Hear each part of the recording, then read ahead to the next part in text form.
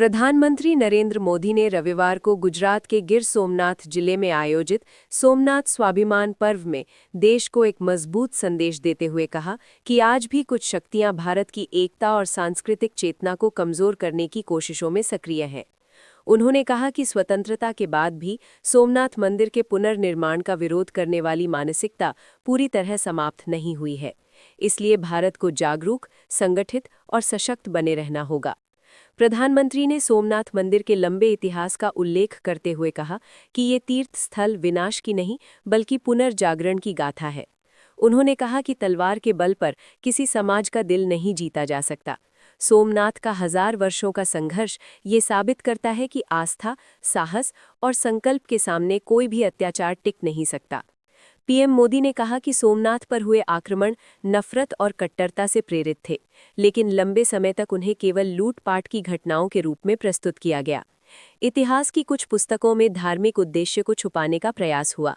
उन्होंने सवाल उठाया कि यदि उद्देश्य सिर्फ लूट होता तो बार बार मंदिर को नष्ट करने की कोशिशें क्यों की जाती। प्रधानमंत्री ने कहा कि स्वतंत्र भारत में भी सोमनाथ मंदिर के पुनर्निर्माण का मार्ग आसान नहीं था। जब सरदार वल्लभ भाई पटेल ने इसके पुनर्निर्माण का संकल्प लिया, तब भी विरोध खड़ा किया गया।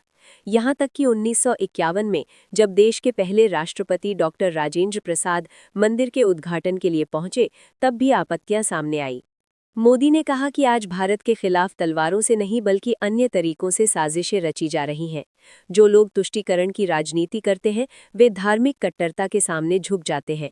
ऐसे में देश को बांटने वाली ताकतों से मुकाबले के लिए राष्ट्रीय एकता और शक्ति आवश्यक है।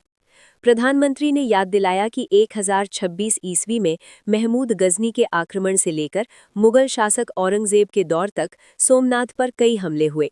कुछ आक्रमणकारियों ने मंदिर के स्वरूप को बदलने की भी कोशिश की, लेकिन हर बार भगवान शिव के भक्तों ने, जिनमें रानी अहिल्याबाई होलकर जैसी महान हस्तियां शामिल थीं, मंदिर का पुनर्निर्माण कराया। पीएम मोदी ने कहा कि जो सभ्यताएं दूसरों को नष्ट करके आगे बढ़ना चाहती हैं, वे अंततः स्वयं समाप्त हो जाती हैं।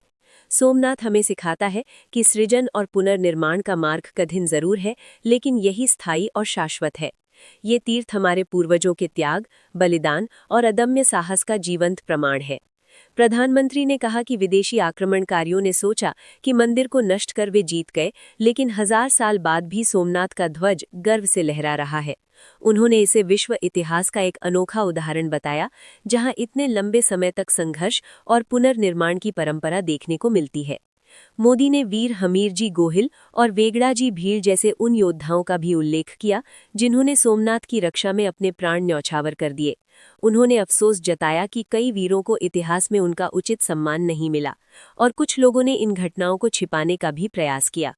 प्रधानमंत्री के इस संबोधन को सांस्कृतिक चेतना, राष्ट्रीय एकता और ऐतिहासिक सत्य को समझने की दिशा में एक महत्वपूर्ण संदेश के रूप में देखा जा रहा है।